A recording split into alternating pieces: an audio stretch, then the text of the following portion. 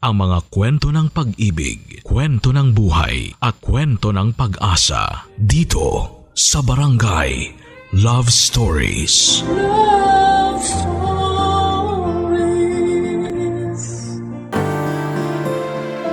Kapag nagtanim tayo ng masama, mag-aani tayo ng masama. Kaya habang may panahon pa ay pahalagahan at mahalin natin ang mga taong nandyan para sa atin. Ikaw kabarangay, naranasan mo na bang balikan ng karma? Dear Papa Dudut, good day po sa inyo at sa mga kabarangay natin na katulad kong masugid na taga-subaybay ng Barangay Love Stories. Alam nyo ba na yung programa ninyo ang sinasahog namin sa paranghalian kasi hindi talaga kompleto ang araw namin kung hindi kami nakikinig sa Barangay LS. Kaya nga nagkatuksuhan ng mga kasamahan ko sa TODA na kapwa ko tricycle driver na ipadala ko raw sa inyo ang istorya ng buhay ko dahil gusto nilang mapakinggan ito. Sa totoo lang ay ayoko sana kasi nahihiya ako pero naisip ko na wala namang sa ating perpekto. At sa kasalukuyan ay nagbabagong buhay naman ako. Pero bago tayo dumako sa parte na yon ng kwento ko ay tawagin nyo na lamang po ako sa pangalang Tonyo. 31 years old at taga Tondo, Manila. Isa akong tricycle driver at minana ko pa sa lolo ko ang trabahong ito kasi hindi naman ako nakapagtapos ng pag-aaral. Ako ang huminto at nagsabi sa mga magulang ko na gusto ko na lamang magtrabaho. Hindi kasi ako magaling sa klase namin kaya hanggang second year high school lamang ang kinaya ko. Inisip ko na lamang na hindi para sa akin ang pag-aaral. At masaya naman ako sa desisyon kong yon, lalo na nung mas napansin ako sa barangay namin dahil sa gandang lalaki ko. Hindi naman sa pagbubuhat ng sariling bangko pero gwapo talaga ako, Papa Dudut. Artistahin din daw ako at malakas ang appeal. Kaya maraming umaaligid-aligid sa akin na babae at binabae. Patuloy sila sa pagligid sa akin kahit alam nilang nagsasama na kami ni Neneng sa bahay kasama ang aming anak ng mga panahong yon, Papa Dudut.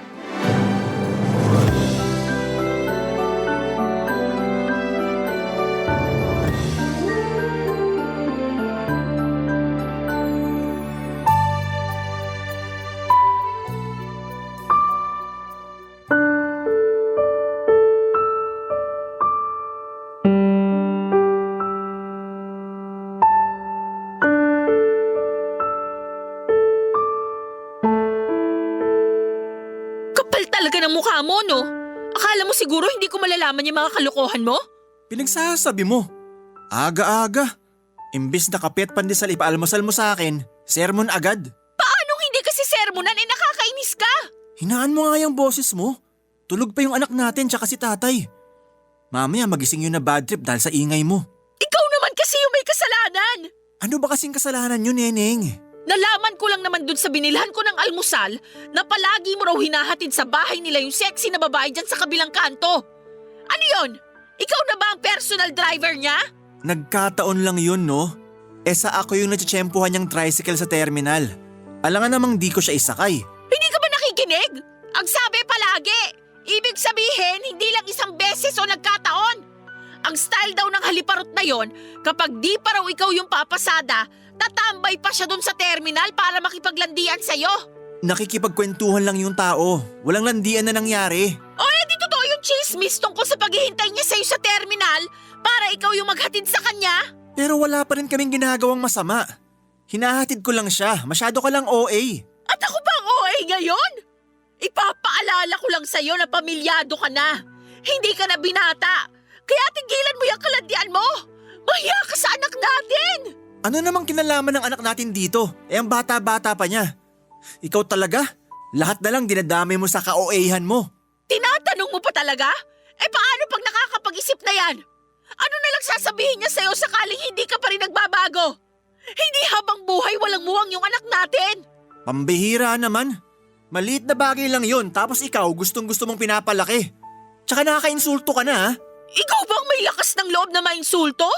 Ayos ka rin ah. Paanong hindi? Pinapamukha mo sa akin na gumagawa ako ng masama at wala ka ring tiwala sa akin. Sobra ka na.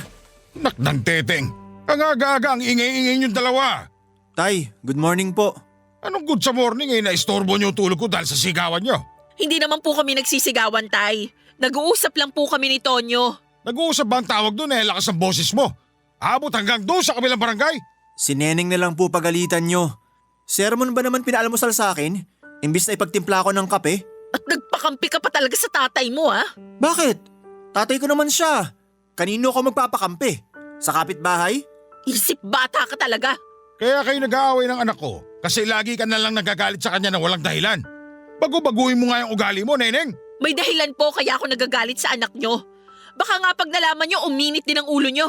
Sige, ano yon? Sabihin mo. Tay, wag po kayong maniniwala dyan. Wala pa nga akong sinasabi. Ay, ewan ko sa inyong dalawa. Ang sarap niyong paguntugin. Ikaw, Neneng, dumating ka lang dito sa bahay umiingay na. Dati tahimik dito pero ngayon parang palengke na. Nakakabuisit kayo. Doon kayo mag-away sa labas. Kita ko sa mga ugat sa noon ni Neneng matapos siyang mapahiya sa tatay ko. Buti na lamang din at nagising si tatay kasi pagkatapos niya kaming sawayin ay nanahimik na ang kinakasama ko at nakapag-almusal na ako. Regular kong pasahero si Neneng noon at masasabi ko na siya ang unang nagkagusto sa akin. Sa katunayan ay tricycle ko ang paborito niyang sakyan pauwi sa bahay nila na nasa kabilang barangay lang. Yung sinasabi niyang gawain daw ng babaeng lagi kong hinahatid ay naging gawain din niya talaga. Teacher si Neneng pero may pagka-business minded din. Rumaraket siya sa pamamagitan ng pagbebenta ng mga beauty products. Siyempre makinis at maputi si Neneng at patunay na epektibo ang mga produktong binebenta niya. Kaya nga na in love na rin agad ako sa kanya at nakuha niya ang loob ko. 2 linggo lang kaming nagligawan at noong napasagot ko na siya ay niyaya ko siyang tumira sa bahay namin. Sakto kasi na gusto na rin daw niyang bumukod kaya pumayag siyang makipag-live-in sa akin. Tapos pagkalipas lang ng 1 buwan ay buntis na siya sa anak namin, Papa Dudut.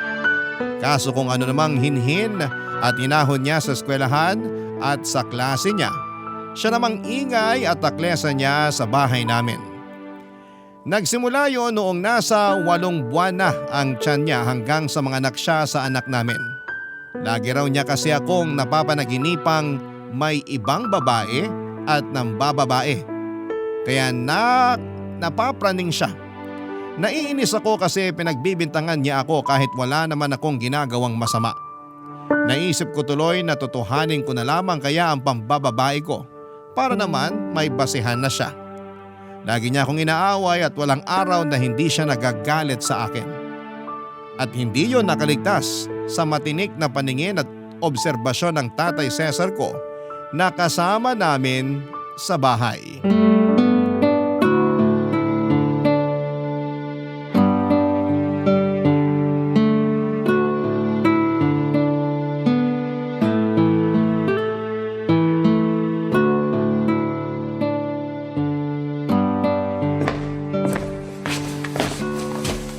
Nak, wala yata si Neneng.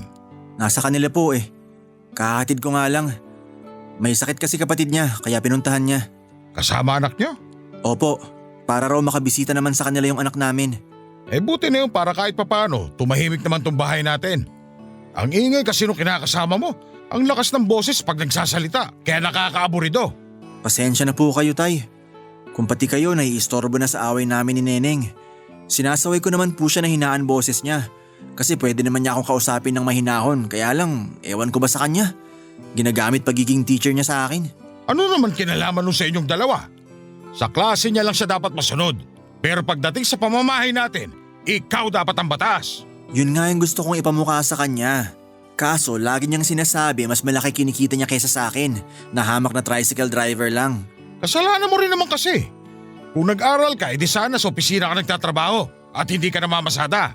Mahal ko naman po trabaho ko, tsaka ayoko nga sa opisina. Di ako bagay dun, no? Kontento na ako sa pamamasada. Mas marami akong magagandang chicks na naihahatid. Kaya laging mainit ulo sa ni Neneng. Napakababaero mo. Wala naman po akong babae, Tay. Imagination lang yun ni Neneng. Tsaka masisisi niyo ba ako? Gwapo tong anak niyo. Sa bagay, Kanino pa ba kayo magmamana ng kuya mo? Di sa akin lang din. Hirap talaga pag nasalahin natin yung pagiging magandang lalaki. Oo nga po, masyadong habulin at lapitin ng mga chicks. Pero nak, mabalik tayo sa pagbubunga nga sa'yo ni Neneng. Aba, huwag ka magpatalo sa kanya. Tandaan mo na ikaw ang lalaki, kaya ikaw dapat ang masunod sa inyong dalawa. Hindi naman po ako nagpapatalo. Minsan nananahimik na lang ako kasi kapag nagsalita pa ako, lalong mas marami sasabihin ni Neneng. Kung bakit kasi sa dinami-rami ng babae sa kanya ka pa nagkaanak? Ayan tuloy, wala ka ng kawala kasi may panganay na kayo. Mahal ko naman po siya, pero minsan nakakasawa na. Kaya di ko mapigilan sarili ko na tumingin sa ibang babae. Kasi iniisip ko na baka sila mas maayos kasama, hindi taklesa, inaasikaso mga asawa nila, mabait at maalaga. Basta. Alam mo naman na yung golden rule natin dyan, di ba? Opo, tay. Okay lang tumingin sa iba, basta wag aanakan. Tandang-tanda ko po yan. Ang talino mo talaga pagdating sa bagay na yan. Siyempre, tay. Kanino pa ba ako magmamana? Di sa inyo. Naku, patunayan mo na sa akin ka nga nagmana. Kasi ako, hindi talaga ako nagpapatalo sa babae. Kaya huwag ka rin magpapatalo dyan kay Neneng. Ipamukha mo sa kanya na ikaw pa rin ang padre de pamilya. Ano pa't naging lalaki ka kung lalamya-lamya ka? Opo, tay. Salamat po sa pagpapalakas ng loob ko. Siyempre, anak kita eh. Ayoko nakikita kang malungkot at ayoko rin inaapi ka ng kahit sino. Lalong-lalo na nung nanay nung anak mo. Gumaan ang loob ko at mas nadagdagan ng kumpiyansa sa sarili pagkatapos ng pag-uusap namin yon ni tatay. Kung hindi nyo kasi na itatanong ay 4 kaming magkakapatid na lalaki sa pamilya at ako ang bunso. Natural ay ako rin ang paborito nila ni nanay na noon ay nagtatrabaho pa sa abroad.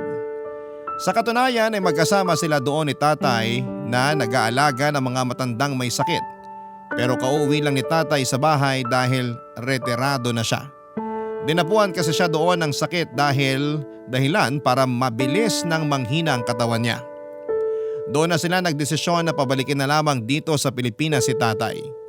May sarili na rin namang pamilya ang mga kuya ko at ako na lamang ang binubuhay ng mga magulang namin, Papa Dudut. Sa isip ko, tama si tatay sa mga sinabi niya at sa pagpapaalala niya ng golden rule ng pamilya namin. Kahit na may tinapos si Neneng at sabihin niyang teacher siya, ako pa rin ang padre de pamilya, kaya wala siyang karapatang kaya kayanin ako. Hindi dapat ako ang pumapayag na dinidiktahan lang ng isang babae dahil lalaki ako. At yun ang paniniwala ng tatay ko at doon niya kami pinalaki ng mga kuya ko. Kaya nga dapat alamin ni Neneng ang lugar niya sa pamamahay namin. Dahil ako pa rin ang masusunod sa aming dalawa, Papa Dudut. Barangay Love Stories. Barangay Love Stories.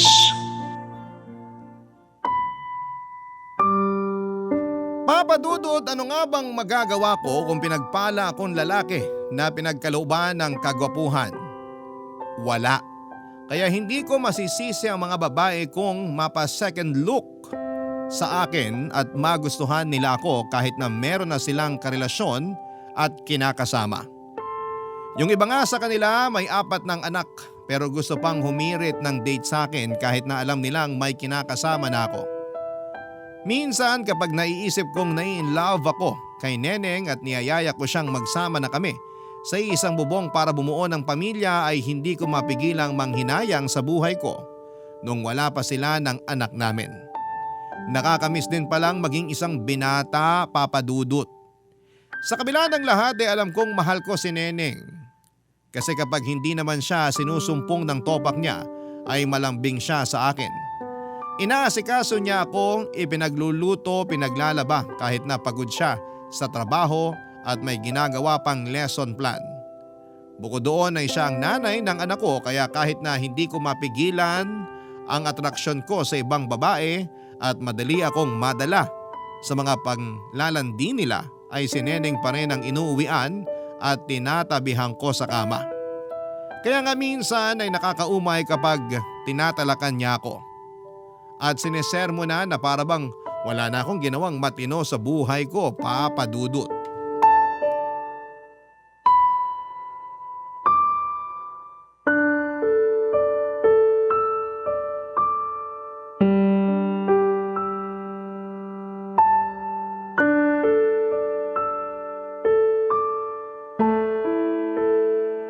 Tulog na ba anak natin? Oo, kakatulog lang kanina. Kaya huwag ka maingay dyan, baka magising. Ikaw ang magpapatulog ulit pag nagising siya. Ano ba yan? Akala ko pa naman makakascore na ako. Score mo mukha mo, manahimik ka nga dyan. Neneng naman, sige na.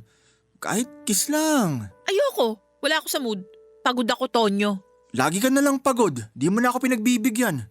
Nakakatampo ka na ha? Ikaw pa may ganang magtampo? Kilala kita. Yang kiss mo lang na yan, isang malaking pain yan. Pag ikaw ang kausap, walang kiss lang ang magaganap. Ayaw mo nun? Sundan na natin anak natin. Ayoko! Buang ka ba? Ang hirap na nga ng buhay, mag-iisang anak ka pa? Nasa puson talaga yung utak mo no? Saka ang lakas ng loob mo na sundan pa ng isa yung anak mo? Hindi mo pa nga ako pinapakasalan? Ano namang kinalaman nun? Siyempre, gusto ko ring matawag na misis, no? Saka ayaw mo ba nun? Magiging legal na yung pagsasama natin kasi mababasbasan na ng Diyos. Ano namang kaibahan nun sa pagsasama natin ngayon? Kahit walang basbas ng Diyos, para na rin tayong mag-asawa. May anak na nga tayo eh. Di mo kasi naiintindihan. Babae ako. At may pangarap din akong maikasal. Pero di ba magastos yun? Pwede naman nating pag-ipunan. Kaso baka matagalan pa rin kasi nga baka magmahal na rin yung mga bilihin. Hindi pa rin sapat yung maiipon natin pag nagkataon. Kung ganun pwede naman kahit na civil wedding lang tapos close friends at relatives lang natin ang invited. Ayos na yun. Gagastos pa rin tayo sa reception kasi imposible namang hindi invited yung mga relatives natin. Kaya nga pipiliin lang natin yung iimbitahin. Hindi ka ba nakikinig? Pwede ba naman yun? Paano kung may magtampo sa kanila? Bakit ka ba ganyan mag-isip? Nangyari kasi yan dun sa kasamaan ko sa Toda. Nagpakasal. Ganyan din, civil wedding. Tapos konti lang inibitahan sa reception. Tapos kinabukasan, chinismis na sila ng mga kamag-anak nila na di nila inimbitahan. Sabi maramot daw sila, gahaman, makasarili at kung ano-ano pa. Kaya ayun, nag-iiyak yung napangasawa niya kasi nakonsume. Sobra naman yung mga kamag-anak na nagkalat ng chismis. Akala mo hindi pamilya? Sana pinabarangay nila kasi paninirang puri yon. Ayaw na rin nila lumaki yung gulo. Nawala rin naman kinatagalan. Pero may lamat na yung relasyon nila sa mga kamag-anak na yon. Feeling ko matagal nang may lamat yung relasyon nila. Paano mo naman nasabi? Kaya nga hindi sila inimbita. Ikaw ba naman yung may ganyang klase ka ng kamag-anak, iimbitahin mo pa sa kasal mo? Ako kasi hindi na. At kung sakaling ipagkalat niyang madamot ako o makasarili, ipapabarangay ko talaga sila para may kalagyan ng mga yan. Sinasabi mo lang yan kasi hindi pa sa'yo nangyayari. Bakit parang sinasabi mo na mangyayari nga sa akin yan? Hindi ah. Ayan ka na naman. Advance ka na naman mag-isip eh. Gusto ko lang namang makasal na tayong dalawa. Ayaw mo ba yun? Ha? Ano? Ano? Huwag kang sumigaw. Sige ka. Magigising anak natin. Ikaw kasi, nakakainis ka. O ano na? Naghihintay ako ng sagot mo. Basta. Basta-basta ka pang nalalaman dyan? Ayusin mo kasi kung paano ko sumagot. Mabuti pa matulog na tayo. May pasok ka pa bukas, di ba? Matulog ka mag-isa mo. Sige. Bahala ka dyan. Gabing-gabi na nag-iinarte ka pa rin. Sa totoo lang, Papa Dudut, ayoko pang magpakasal. Wala pa yun sa plano ko kasi ayoko pang matali kay Neneng. Mahal ko siya, oo, pero alanganin ako sa gusto niyang mangyari dahil pagkasal na kami ay mas magkakaroon na siya ng karapatan sa akin at mas mahahawakan na niya ako sa liig. Ako pa naman yung tao na ayaw na kinokontrol kasi nawawalan ako ng gana kahit na mahal ko pa siya. Saka ang gastos kayang magpakasal. Wala pa nga kaming ipon ni Neneng, Papa Dudut. Kulang na kulang yung sinasahod ko sa pamamasada tapos may mga binabayaran pang loan si Neneng na ginagamit niya noon na pampagamot sa nanay niyang nagka-cancer. Pero sa kasamaang palad ay binawian din ng buhay. Kaya naman nalubog talaga siya sa utang. Idagdag pa na siya pa rin ang bumubuhay sa pamilya niya at nagpapaaral sa dalawa niyang kapatid na nasa college. Kaya nga lalo kaming nagigipit. Tapos gusto niya pang magpakasal? Kahit na sabihin mong civil wedding lang yon ay gagastos pa rin sa reception. Gusto pa naman niya na invited lahat ng kamag-anak niyang sigurado kung wala namang ambag sa gastos tapos magti-take out pa ng pagkain. May pagkabida-bida kasi yan. Kunwari lang na gustong pili ang i-invite pero sa huli lahat naman ay kasama. Saka ayaw rin ng parents ko sa ideya ng kasal lalo na si tatay. Yung mga kuya ko ay hindi naman kasal sa mga kinakasama nila kaya bakit ako magpapakasal kay Neneng? Yon ang nasa isip ko ng mga panahon na yon. At habang mas lalong pinipilit ni Neneng na magpakasal na kami, unti-unti naman akong nawawala ng amor sa kanya at mas pinagtutuunan ko na lamang ng pansin ang pambababae, Papa Dudut.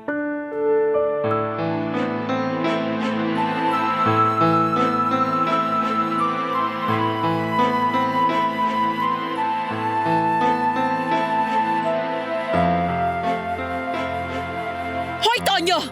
Akala mo siguro habang buhay mo may tatago sa akin yung relasyon nyo ng babae mo, no? Para sabihin ko sa'yo, bobo ka magtago! Alam ko na lahat! Ha? Sino nagsabi sa'yo? Eh di sino pa ba? Di yung mga chismosa sa paligid na nakakakita tuwing hinahatid sundo mo yung babae mo? Ay, kahit kailan talaga pahamak sila. At sila pa talaga yung sinisisi mo? Eh ikaw tong gumagawa ng kalokohan? Ang kapal na mukha mo? Habang nagtatrabaho ako, wala kang inatupag kundi lumande. Para sa kaalaman mo, nagtatrabaho lang din ako. Masyado ka lang malisyosa, kaya lahat na lang ng bagay binibigyan mo ng kulay. Huwag mo akong paratangan ng kung ano-ano. Sa ating dalawa, ikaw ang may ginagawang kahayupan. Hindi ka na nahiya. At anong dapat kong ikahiya? Sige nga. Tinatanong mo pa talaga? Marami! Alam mong may kinakasama ka na at may anak na tayong dalawa. Tapos dikit ka pa rin ang dikit dun sa babaeng yon. Kahit na sabihin mong siya tong lumalapit sa'yo, sana ikaw na mismo yung kusang umiiwas. Kaso gusto mo rin na nilalandi ka niya, kaya hinahayaan mo siya. Wala nga kaming ginagawang masama, Neneng. Magkaibigan lang kami ni Krisha. Magkaibigan? Bobo ba ang tingin mo sa akin, Tonyo? Hindi yan ang kwento na narinig ko tungkol sa'yo. Hirap sa'yo mas nagpapaniwala ka pa sa mga sabi-sabi kaysa sa akin na kinakasama mo. Wala ka talagang tiwala sa akin eh. Noon meron, pero ngayon wala na. Ubus na. Eh di wala na rin palang kwenta na magsama tayo kasi wala ka na rin namang tiwala sa akin. Ano sabi mo? Ulitin mo nga yung sinabi mo? Ewan ko sa'yo. Di ka lang praneng. May pagkabingi ka rin. Aray ko, Neneng! Kapal naman ang mukha mo, Tigilan mo sabihan yan, ako huwag mo agad hampasin, lintik ka. Paano hindi ka hahampasin? Eh sumusobra ka na. Hindi mo na ako nirespetong buwisit ka. Hoy, Neneng! Bakit mo sinaktan ang anak ko? Tay, inaaway niya ako oh. Nakuha mo pa talaga magtago sa likod ni tatay, ha? Siyempre, sasaktan mo na naman ako. Ang kapal na mukha mo. Ikaw ang makapal! Lakas ng loob mong pagbuhatan ng kamay tong anak ko sa loob pa mismo ng pamamahay ko? Tay, yung anak nyo kasi, huling-huli na ng bababae, ayaw pa rin umamin. Wala nga akong aaminin. Kita nyo na? Eh alam na halos ng buong barangay natin na hindi lang niya basta pasahero yon. Saka alam naman niyang nilalandi siya noon pero hindi pa rin siya umiiwas. Totoo ba yun, Tonya? Tay naman. Sumagot ka! Totoo ba yun? Opo, pero wala kaming relasyon ni Krisha. Oh, ayun naman pala eh. Wala daw silang relasyon. Ano ba pinuputok ng butsi mo dyan, Neneng? Seryoso po ba kayo, Tay? Tinatanong niyo pa talaga kung ano? Magalit ka kapag nanakan ni Tonyo yung babaeng yon. Pero kung wala namang nabubuo, wag na wag mong sasaktan tong anak ko. Akala mo ba hindi ko na-obserban yung pagbubunga mo sa kanya? Hindi lang ako umiimik pero namumuro ka na. Baka nakakalimutan mo, sino dapat ang masusunod sa inyo sa pamamahay na to? Si Tonyo dapat ang nasusunod at hindi ikaw. Tay naman! Mas kinakampihan niyo pa po ba si Tonyo kaysa sa akin? Ako po ang kinakasama niya. May anak kami. Kinakasama pa lang pero hindi pa asawa. Kaya wala kang karapatang diktahan ng anak ko. Di na ako magtataka kung bakit ayaw niyang magpakasal sa'yo. Walang tigil kasi sa pagputak yung bunganga mo.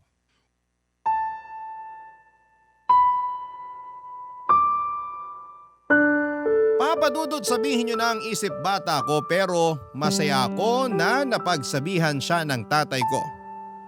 Sumusobra na kasi si Neneng sa pangiinsulto niya sa akin at aaminin kong inapakan niya ng gusto ang pagkalalaki ko. Biruin nyo ha, naturingan pa naman siyang teacher, nirerespeto ng mga estudyante niya sa eskwelahan tapos siya mismo ay hindi marunong rumespeto sa kinakasama niya. Kaya buti na lang talaga to the rescue si tatay kaya nakatikim tuloy ng masasakit na salita si Neneng sa kanya, Papa Dudut. Sa kabila ng lahat ay nakonsensya pa rin ako noong nakita ko ang malungkot na reaksyon sa mukha ni Neneng. Gusto ko sana siyang suyuin pero pinigilan ko ang sarili ko dahil indikasyon lamang yon ng pagiging mahina ko. Bukod doon, baka isipin ni Neneng na kinakampihan ko siya at ipilit na naman niya ang pagpapakasal namin. Basta sigurado ako sa desisyon kong ayoko pang matali sa kanya. At masaya naman ako dahil suportado yon ng mga parents ko ng mga panahong yon, Papa Dudut. Barangay Love Stories. Barangay Love Stories. Napansin kong nanlamig sa akin si Neneng pagkatapos ng away naming yon, kung saan ay nakasagutan niya si tatay. Pero imbes na mag-alala, hinayaan ko lamang siya sa pag-iinarte niya. Alam kong maarte ang mga babae pero lilipas din naman yon at magkakabati rin kami. Hindi nga ako nagkamali dahil pagkaraan ng ilang araw, parang normal na ulit ang turingan naming dalawa ng kinakasama ko. Pero syempre hindi pa rin nawala yung pagiging taklesa at selosa niya, Papa Dudut. Doon ako na-depress at napaisip sa mga desisyon ko sa buhay. Pinagsisihan ko kung bakit nagkagusto ko kay Neneng nang ma-realize ko na hindi pa pala ako readyng bumuo ng pamilya kasama siya. Mahal ko sila ng anak ko pero ayoko pang magpatali sa kanya. Kaya nga naisip ko na ano kayang pwedeng mangyari sakaling may nakilala akong iba. Dumating ako sa puntong yun din dahil wala lang. Hindi dahil wala lang. Meron akong dahilan. Bagay na napag-uusapan namin ng tatay ko nung minsang kinumpronta niya ako.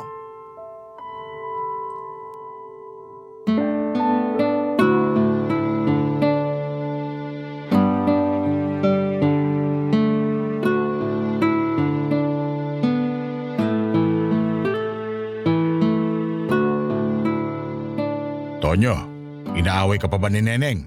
Paminsan-minsan po. Pero di na palagi kasi baka raw makasagutan na naman niya kayo. Natakot yata sa inyo. Aba, dapat lang naman takot siya sa akin. Nagre-reyna-reynaan siya sa bahay natin nakikitira lang naman siya. Hayaan niyo na po si Neneng, tay. Pinagsabihan ko na naman siya. Kaya di na yun uulit. Pinipilit ka pa rin ba niya magpakasal? Opo, binabanggit pa rin niya. O anong sagot mo? Na hindi pa ako handa. Tapos tinanong niya ako kailan daw ako magiging handa. Pag lumaki na yung anak namin. Di na lang ako umimik kaya nagtampo na naman siya sa akin. Hindi ko na po alam gagawin. Ayoko naman nakikita siyang nagtatampo pero ayoko pa rin kasi talagang magpakasal sa kanya eh. Sigurado ka ba na ayaw mo lang kasi hindi ka pa handa? O baka naman may iba ka na talaga? Baka naman kayo talaga ng babaeng tinutukoy niya. Tay naman eh. Wala talaga akong may tatago sa inyo. Siyempre, tatay mo ako. Kaya sabihin mo na. May relasyon na kayo, no? Opo. Sinasabi ko na nga ba Hindi totoong hindi ka pa handa magpakasal kay Neneng. Hindi mo lang talaga siya mahal. Mahal ko naman po si Neneng pero nawala na lang yun sa dalas ng pag-aaway namin. Alam mo, tayo mga lalaki, pag mahal natin yung babae, ura-uradang pakakasalan natin yan. Kaya duda ako sa'yo nung sinabi mong mahal mo naman si Neneng. Ayaw nyo rin namang makasal ako kay Neneng, di ba? Oo, kasi nararamdaman ko na kokontrolin lang niya buhay mo. Baka pagkatapos ng kasal, sakal na sunod na mangyari sa'yo. Pero maiba tayo. Ano bang nagustuhan mo doon sa bago mo? Maganda po, sexy, makinis, tsaka Magaling sa kama? Oo tay, ako yung sumusuko. Ibang klase. Ay, nakakaingit ka naman. Pero yung usapan natin Huwag na huwag mong bubuntisin kung ayaw mo malintikan ka. Saka ayusin mo yung pagtatago sa relasyon nyo. Kasi parang aso yung si Neneng. Ang talas ng pangamoy. Yun nga tay, ayoko na pong itago yung relasyon namin ni Krisha.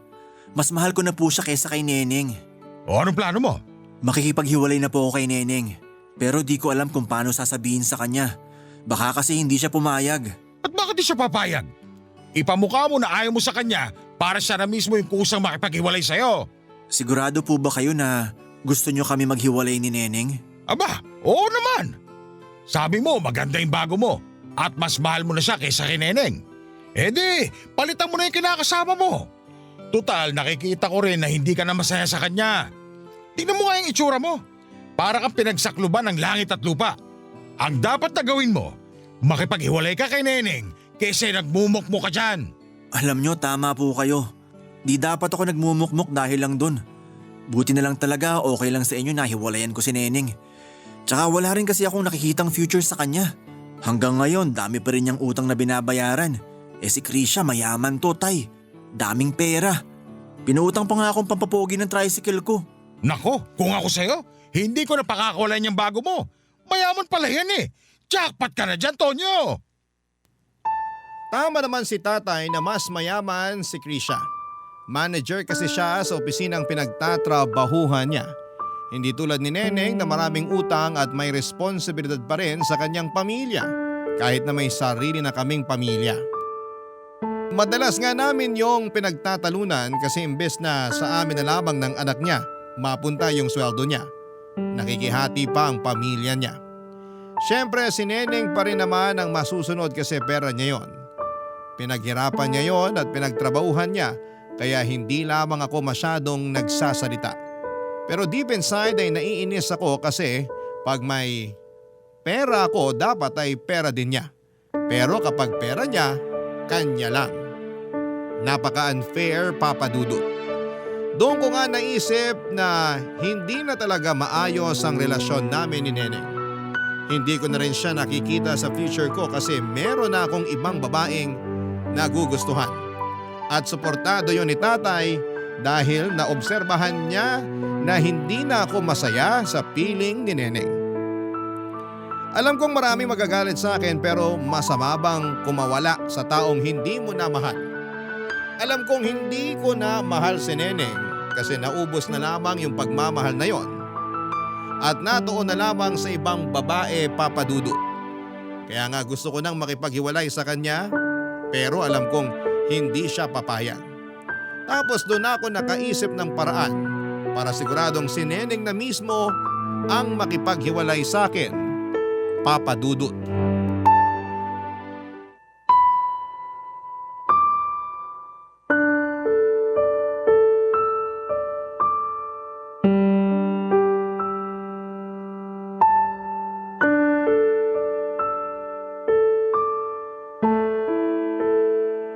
Anong sinabi mo? Ulitin mo nga kasi parang nabibingi ako. Sabi ko gusto ko na makipaghiwalay sa'yo. At bakit? May nagawa ba ako para hiwalayan mo? Wala. Pero hindi na ako masaya kasama ka eh. Ayoko na. Kaya palayain mo na lang ako. Wow ha? Tinanong mo ba ako kung masaya pa ako nakasama ka? Kung hindi ka na pala masaya, bakit ka pa nakikisama sa akin? Kasi mahal kita. At pamilya tayo. May anak tayo, Tonyo. Ipapaalala ko lang sa'yo ha. Hindi ko nakakalimutan yon. Pero ayoko na nga talaga, Neneng. Mahirap bang intindihin yon? Oo, hirap talaga akong intindihin. Marami kang kalokohan na pinalampas at tiniis ko. Tapos ikaw pa tong may lakas ng loob na itapon yung pinagsamahan natin? Ay nako, paulit-ulit naman tayo eh. Hindi ba natin pwedeng ayusin to? Kasi willing naman ako magbago kung ako yung may kasalanan. Siguro naiingayan ka sa akin kaya ayaw mo na akong makasama pero wala namang iwanan no. Mahal kita, Tonyo. Hindi na kita mahal, Neneng. Kaya pwede ba? Huwag mo nang ipagsiksikan ang sarili mo sa akin. At bakit? Dahil may mahal ka ng iba? Kainis ka talaga. Sagutin mo na lang yung tanong ko. May mahal ka na bang iba? Oo! Meron na! Kaya sana masaya ka na. Sino yan? Yung kalandian mo ba yan sa terminal, ha? Oo, si Krisha nga. Kaya sana manahimik ka na dyan. Gusto mo akong manahimik? Eh di sana hindi mo kinalantari yung babaeng yon para nananahimik ako. Bakit? Hindi naman tayo kasal ah. Tsaka di mo ako pagmamayari. Wala kang karapatang diktahan ako sa dapat at hindi ko dapat gawin. Di mo pa rin ba nare-realize na kaya nawala na lang yung pagmamahal ko sa'yo dahil din sa pagiging taklesa mo? Ang ingay mo! Para kang inahing manok na putak ng putak. Tapos pilit ka pa ng pilit sa akin na magpakasal tayo. Ayoko pa nga eh. Buti na lang talaga di ako pumayag sa gusto mo. Kasi baka kung nagkataon, natali pa ako sa'yo. Ang kapal talaga ng mukha mo. Kung makapagsalita ka, akala mo ikaw pa yung lugi sa ating dalawa. Oh, Ngayon isusumbat mo na naman yung natapos mo. Oo na, ikaw na yung may pinag-aralan, ako na yung wala. Pero hindi pa rin mababago nun yung kagustuhan ko na makipaghiwalay na sa'yo.